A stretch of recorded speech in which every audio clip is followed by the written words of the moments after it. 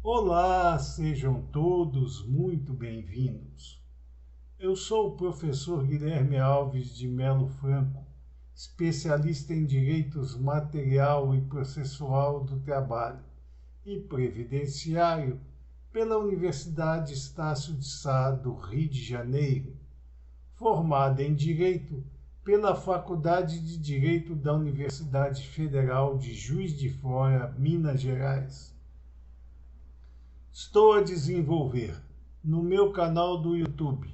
Guilherme Alves de Melo Franco, Estudar Direito, um curso gratuito sobre os direitos material e processual do trabalho, que tem por objetivo o estudo da consolidação das leis do trabalho, artigo por artigo, e como livro base, os meus comentários à reforma trabalhista, Lei 13.467, de 13 de julho de 2017, lançados pela editora Juruá de Curitiba, no Paraná, no ano de 2021. Esta é a nossa aula de número 182 deste nosso curso gratuito sobre os direitos material e processual do trabalho. E nela estaremos a desenvolver nossos entendimentos a respeito dos artigos 513 e 514 da Consolidação das Leis do Trabalho, que continuam a jornada jusoperária brasileira a respeito das entidades sindicais. Neste sentido, nos diz o artigo 513 consolidado que são prerrogativas dos sindicatos representar perante autoridades administrativas e judiciárias os interesses da respectiva categoria ou profissão liberal, ou os interesses individuais dos associados relativos à atividade ou profissão exercida. Vejam bem que a prerrogativa do sindicato, agora enunciada pelo artigo 513 da Consolidação das Leis do Trabalho, nos traz a oportunidade, a obrigação do ente sindical representar perante autoridades administrativas e judiciárias, portanto, não só no hemisfério do processo judiciário do trabalho, mas também naqueles procedimentos administrativos que dizem respeito aos interesses gerais da respectiva categoria representada ou da profissão liberal arregimentada naquele ente sindical, ou ainda defender os interesses individuais dos associados relativos à atividade ou profissão exercida. Aqui cabe uma análise mais aprofundada a respeito do que seriam os interesses individuais dos associados relativos à atividade ou profissão exercida. Como vimos na primeira parte do artigo 513 da Consolidação das Leis do Trabalho, são prerrogativas dos sindicatos, quer dizer, os sindicatos têm o poder, o que não implica em dizer em obrigação, porque se houvesse a obrigação, haveria uma dissociação do artigo 513 consolidado com o que determina o artigo 8º da Lex Fundamentalis, que impõe a dissociação do Estado em relação aos entes sindicais. Portanto, se nós entendermos o artigo 513 como uma obrigação, estaremos diante de uma situação de inconstitucionalidade premente, eis que o Estado não pode interferir na vida dos entes sindicais e, portanto, não poderia, neste sentido, o artigo 513 da Consolidação das Leis do Trabalho obrigar ao sindicato a representar perante as autoridades administrativas e judiciárias os interesses gerais da respectiva categoria ou profissão liberal, ou ainda os interesses individuais dos associados relativos à atividade ou profissão exercida. Antes da Constituição de 1988, era obrigação do sindicato atuar nessa representação do âmbito geral, sempre que o trabalhador pertencente à respectiva categoria profissional representada, ou mesmo aqueles profissionais liberais que se agitam através dos entes sindicais, o sindicato era obrigado a representá-los perante as autoridades administrativas e judiciárias. Com o advento da Constituição da República Federativa do Brasil, que dissociou, ainda que de forma relativa, como já vimos em nossas aulas anteriores, o Estado dos entes sindicais, não podendo, a partir de 1988, o Estado interferir na vida própria das entidades de classe, não há mais essa obrigação com relação aos interesses gerais de toda a categoria profissional representada, mesmo daqueles indivíduos que não estão agremiados àquela entidade de classe, ele não é mais, o ente sindical não é mais obrigado a representá-los perante as autoridades administrativas e judiciais. Da mesma maneira, nós podemos entender que aqueles interesses individuais dos associados relativos à atividade ou profissão exercida também não necessariamente deverão ser representados pelos entes sindicais. É uma faculdade. É claro que no hemisfério da realidade, nós temos que os entes sindicais têm interesse em representar tanto a respectiva categoria profissional quanto os interesses individuais dos associados relativos à atividade ou profissão exercida. Porque é através destas duas opções que o ente sindical traz para si a categoria e que acaba se associando aos mesmos por causa justamente dessa atuação. Por isso é que normalmente os sindicatos se arvoram dessas atividades com fincas a conquistar a presença dos empregados da respectiva categoria profissional em seus quadros associativos. Mas, desde a Constituição de 1988, reafirmamos, essas prerrogativas podem ou não ser assumidas pelos entes sindicais. Outra situação que merece a nossa acuidade neste momento é que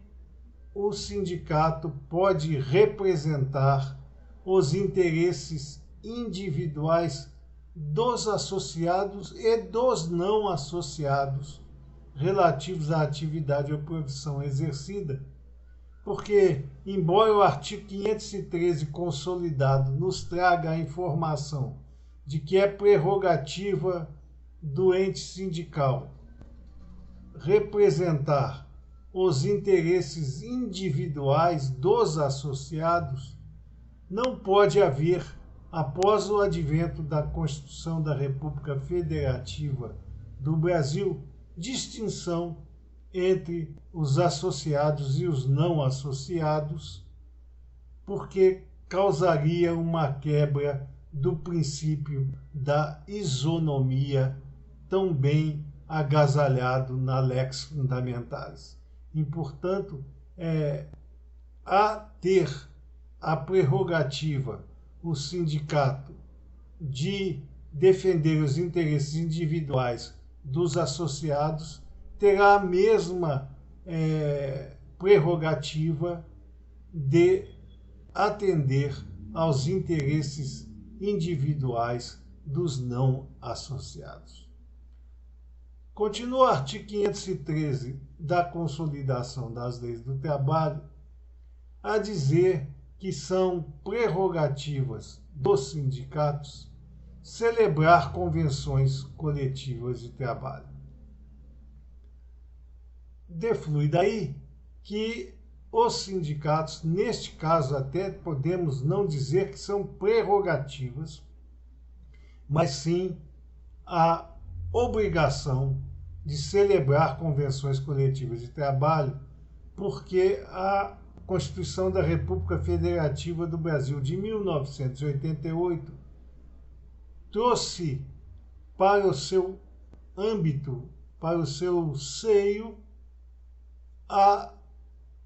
garantia de que os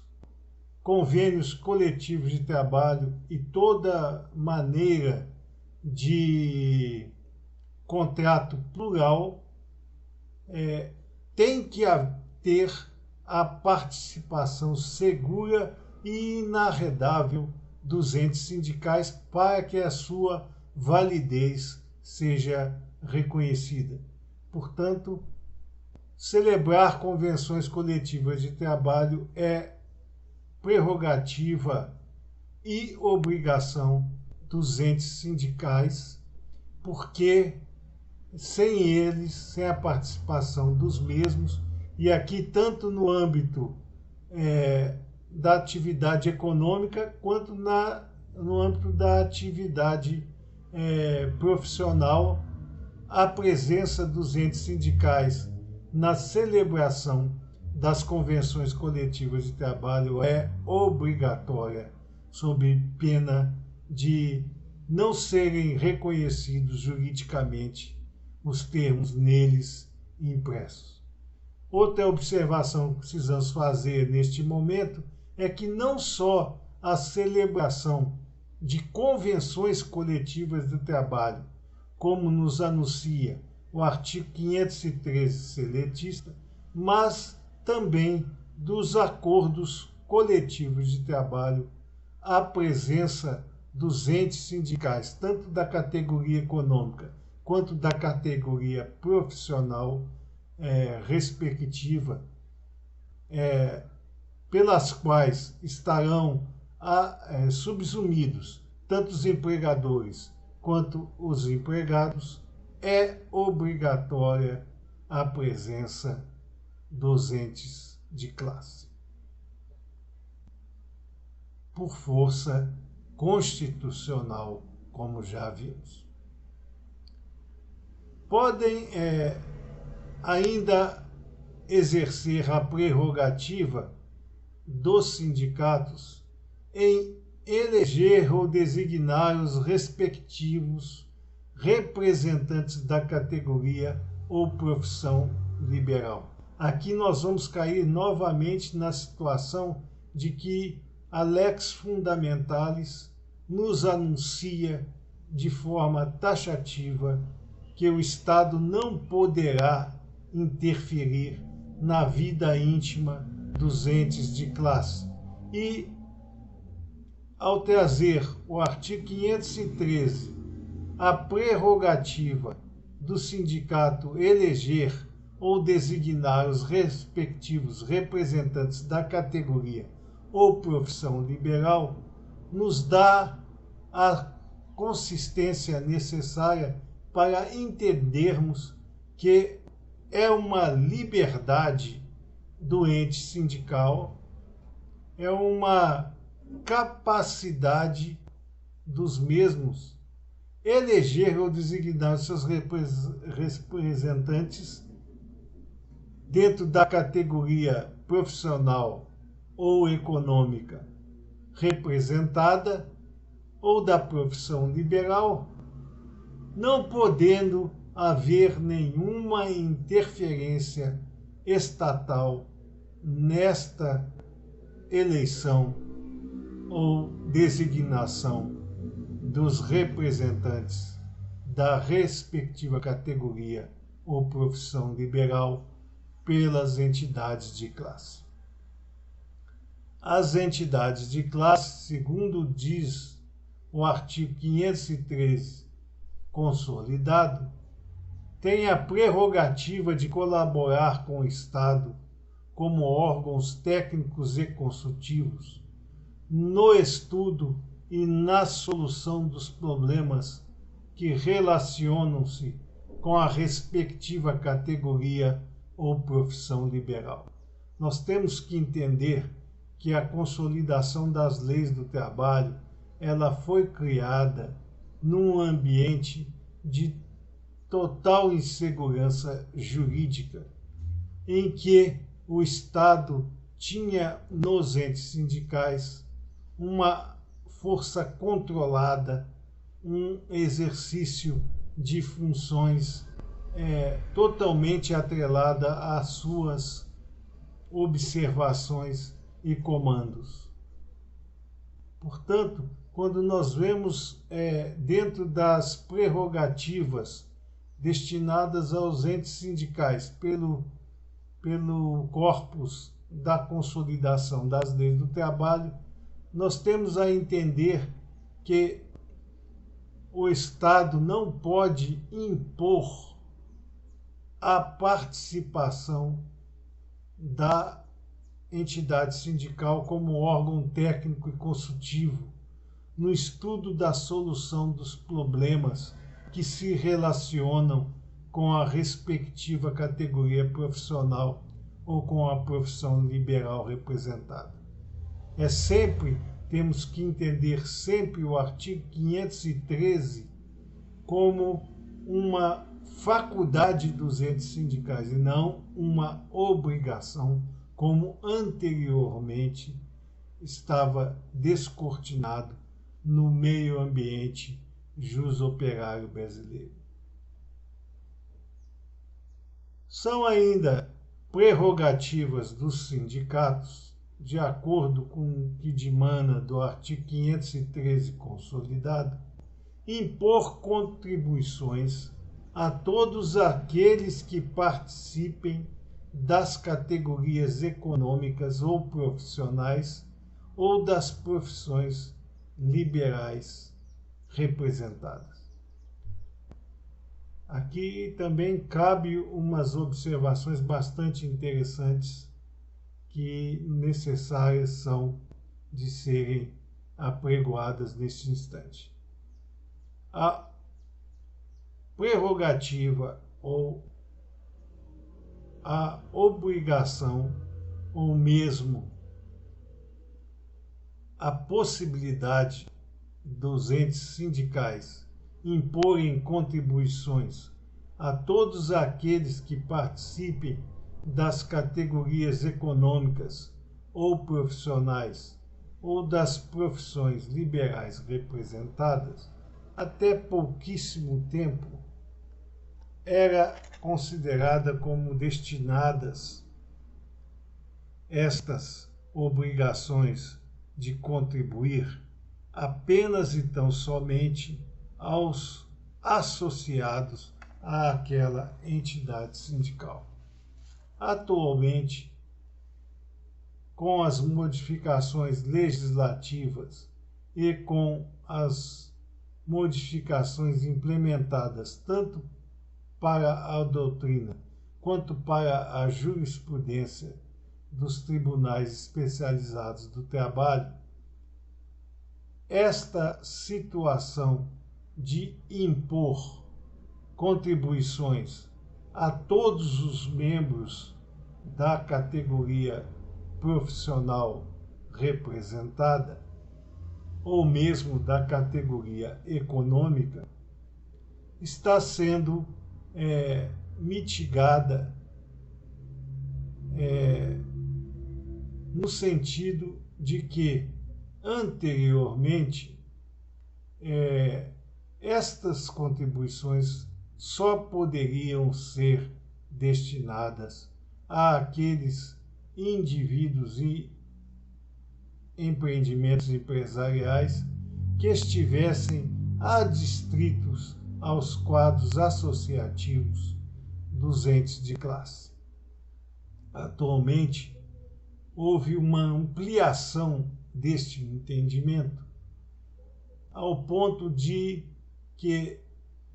algumas contribuições, como as relativas aos convênios plurais de trabalho, às atividades que levam àquelas categorias profissional e econômica a terem os direitos e deveres impressos tanto nos acordos coletivos de trabalho quanto nos convênios, nas convenções coletivas, de poder cobrar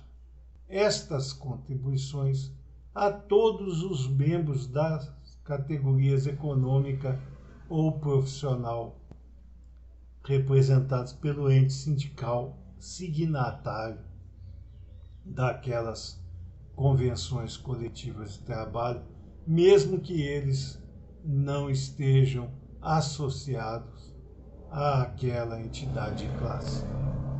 Isso veio a trazer uma justiça ao meio ambiente sindical, porque o que se via na prática era que aqueles empregados que não eram associados aos entes de classe e nem aquelas empresas que contribuíam com a sua associação às categorias profissionais representadas, se locupletavam com a presença dos direitos e deveres arguídos e consolidados através dos acordos e convenções coletivas de trabalho, enquanto aqueles empregados e empresas associados aos entes sindicais que contribuíam com a vida mesma desses sindicatos tinham os mesmos direitos daqueles que não faziam esforço algum, tanto no âmbito financeiro quanto no âmbito associativo, porque não participavam dos entes sociais. Todavia, as vantagens advindas dos acordos e convenções coletivas eram destinadas aos mesmos, da mesma maneira do que aqueles empregados em empresas que participavam dos quadros associativos dos sindicatos tinham. O que acontecia é que não era nenhuma vantagem implícita em o empregado ou a empresa participar do seu sindicato, já que ele teria, mesmo assim, as obrigações e deveres assinalados nas convenções coletivas de trabalho, garantidos, mesmo que não fossem associados aos respectivos sindicatos de classe. Com a movimentação jurisprudencial, o que acontece hoje é que mesmo que aquela empresa, mesmo que aqueles empregados não participem de seus respectivos sindicatos, terão eles que contribuir com as despesas que o sindicato tem na composição das convenções coletivas de trabalho e mesmo dos acordos coletivos de trabalho e, portanto, estão obrigados também, tanto quanto os associados, a promoverem a quitação daquelas contribuições impostas pelos sindicatos por força das negociações coletivas. Continua ainda a nos dizer o artigo 513 da Consolidação das Leis do Trabalho que os sindicatos de empregados terão, outros sim, a prerrogativa de fundar e manter agências de colocação. Esse tema, perpetrado pelo artigo 513 da Consolidação das Leis do Trabalho, não tem mais aplicação porque esta prerrogativa, esta, em tese, obrigação dos sindicatos de empregados, e aqui respeita apenas e tão somente aos sindicatos de empregados, portanto, sindicatos de empregadores não têm e nunca tiveram esta obrigação, esta prerrogativa de fundar e manter agências de colocação. Essa prerrogativa, essa obrigação atualmente está a cargo da Secretaria de Governo de Emprego e, portanto, não é mais obrigação ou faculdade dos sindicatos fundar e manter agências de colocação. A Secretaria de Mão de Obra do Governo Federal é que atualmente arregimenta a si esta obrigatoriedade. Nos diz o artigo 514 da Consolidação das Leis do Trabalho que são deveres dos sindicatos. Então, nós vimos no artigo 513 as prerrogativas e nos pautando no sentido de que são prerrogativas e não obrigações por causa do texto íncito no artigo 8º da Constituição da República Federativa do Brasil, que dissocia o Estado da vida sindical propriamente dita, e se nós entendermos como obrigações aquelas que estão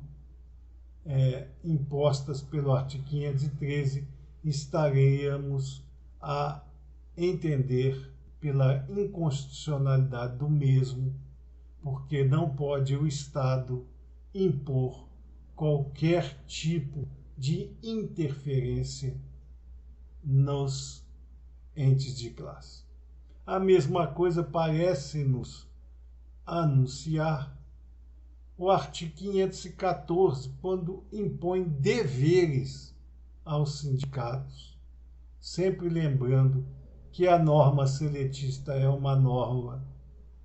de origem federal e aplicável no modo geral dentro do meio ambiente jusoperário brasileiro. Portanto, o artigo 514, quando anuncia que são deveres dos sindicatos, a nosso sentir, vai esbarrar justamente naquela imposição constitucional de que o Estado não pode interferir de qualquer maneira na vida íntima dos entes sindicais e, portanto, não poderia e não pode, a nosso ver, impor obrigações, deveres aos sindicatos, como ele vem nos apresentando nos artigos 513 e 514 da Consolidação das Leis do Trabalho, que foram os escolhidos como tema desta nossa aula de número 182 desse nosso curso gratuito sobre os direitos material e processual do trabalho. Entendemos, pois, que por força da Constituição da República Federativa do Brasil está intimamente revogado o ditame do artigo 514 da Consolidação das Leis do Trabalho. Mas, enquanto estiver este fascículo legal impresso dentro da Consolidação das Leis do Trabalho e não houver uma decretação específica de sua inconstitucionalidade, é nosso dever analisá-lo dentro do que nós nos propusemos para o conjunto deste nosso curso gratuito sobre os direitos material e processual do trabalho. Voltemos, pois, ao texto incerto no artigo 514, consolidado, que diz que são deveres dos sindicatos colaborar com os poderes públicos no desenvolvimento da solidariedade social. Aqui nós vamos recordar novamente a época em que foi trazida a lume a Consolidação das Leis do Trabalho, em que o Estado, ao colocar todo um capítulo a respeito das entidades sindicais, tinha não o desejo de promover uma segurança às mesmas, mas sim uma segurança ao próprio Estado que pretendia, tensionava comandar a vida dos entes de classe e, portanto, nos ofereceu a Consolidação das Leis do Trabalho situações em que o Estado impunha sua mão pesada sobre o desenvolvimento das atividades sindicais, com o fito de controlá-las de forma mais específica. Com o advento da Lex Fundamentalis de 1988, esta situação foi bastante mitigada, havendo uma ruptura do cordão umbilical que atrelava os entes sindicais ao Estado, embora, como já vimos em nossas aulas anteriores, esta ruptura não foi completa, porque algumas situações ainda são pré-existentes no meio ambiente sindical, em que o Estado ainda atua como controlador destas entidades. Portanto, o artigo 514 tem que ser visto com muita ressalva, porque não pode, a nosso sentir, o Estado, através do seu poder legislativo, impor qualquer restrição à vida sindical. E, portanto, o artigo 514 estaria eivado de inconstitucionalidade, porque demanda a imposição de deveres aos sindicatos, que não é mais prerrogativa do Estado. Todavia, permanece o artigo 514 em curso e vamos destilar as suas nomenclaturas, as suas direções nesse nosso estudo de hoje. Portanto, o artigo 514 diz que são deveres dos sindicatos: colaborar com os poderes públicos no desenvolvimento da solidariedade social. Nos soa como justamente uma imposição do Estado para que o sindicato seja obrigado a colaborar com os poderes públicos, mesmo que seja no desenvolvimento da solidariedade social, mas que implicava, porque, como já vimos, já não há mais essa força do Estado sobre o ente sindical,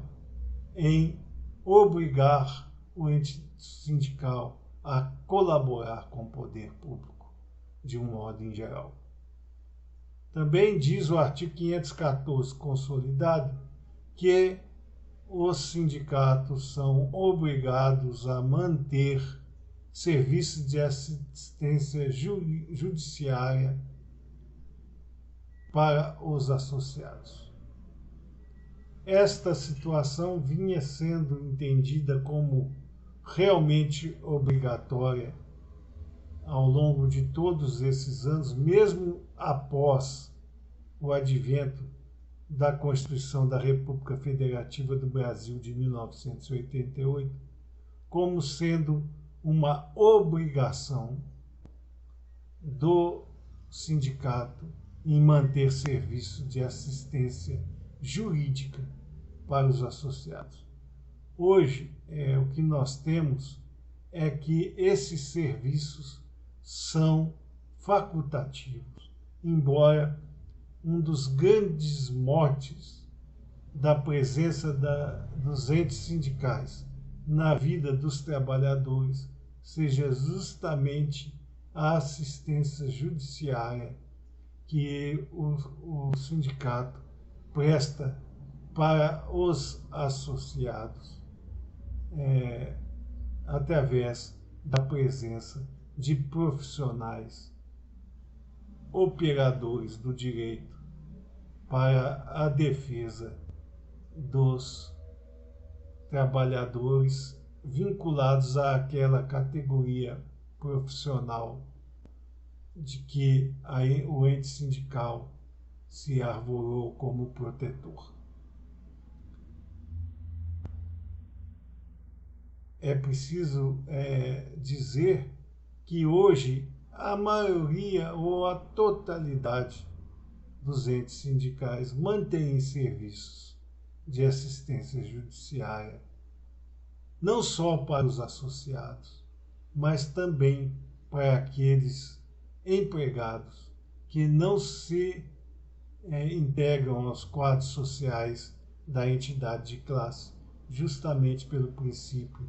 da isonomia, e, portanto, não poderia o ente sindical promover serviços de assistência judiciária apenas para os associados, como nos diz o artigo 514 consolidado, porque estaria em afronta aos termos anunciados pela Constituição da República Federativa do Brasil. Portanto, a manutenção do serviço de assistência judiciária será desenvolvida tanto para os associados, para também com relação aos não associados ao ente sindical, que pode ou não promover a manutenção desse serviço de assistência judiciária, não sendo mais, portanto, dever de mantê-los por força constitucional. Diz ainda que o artigo 514 que o sindicato tem o dever de promover a conciliação nos dissídios de trabalho. A redação é um tanto quanto deficiente, porque o sindicato não pode ter a obrigação de promover a conciliação nos dissídios de trabalho, mas sim de tentar a conciliação nos dissídios de trabalho, porque, na maioria das vezes, essa conciliação depende de fatores que não estão sob a guarda do ente sindical, como a manifestação volitiva da outra parte, que muitas das vezes conflita com os ideais, os interesses, tanto do trabalhador quanto da própria entidade sindical. Portanto, se fôssemos entender como válido o arcabouço do artigo 514 consolidado, teríamos a redação correta como de tentar promover a conciliação nos dissídios de trabalho. Porque sabemos nós que a conciliação é manifestação volitiva de partes diferentes e ninguém tem a capacidade, sendo ente sindical ou outro tipo de colocação dentro da sociedade, mesmo até os próprios juízes, eles não têm a capacidade de obrigar a conciliação nos dissídios de trabalho. O sindicato também, por óbvio, não teria essa possibilidade, nem mesmo essa força de impor a conciliação. Diz o artigo 514 da Consolidação das Leis do Trabalho que sempre que possível e de acordo com as suas possibilidades, o sindicato tem o dever de manter no seu quadro de pessoal, em convênio com entidades assistenciais ou por conta própria, de um assistente social com as atribuições específicas de promover a cooperação operacional na empresa e a integração profissional na classe. Como esta situação do artigo 514 nos remete à possibilidade do ente sindical, através das suas capacidades financeiras e mesmo de espaço, a obrigação de manter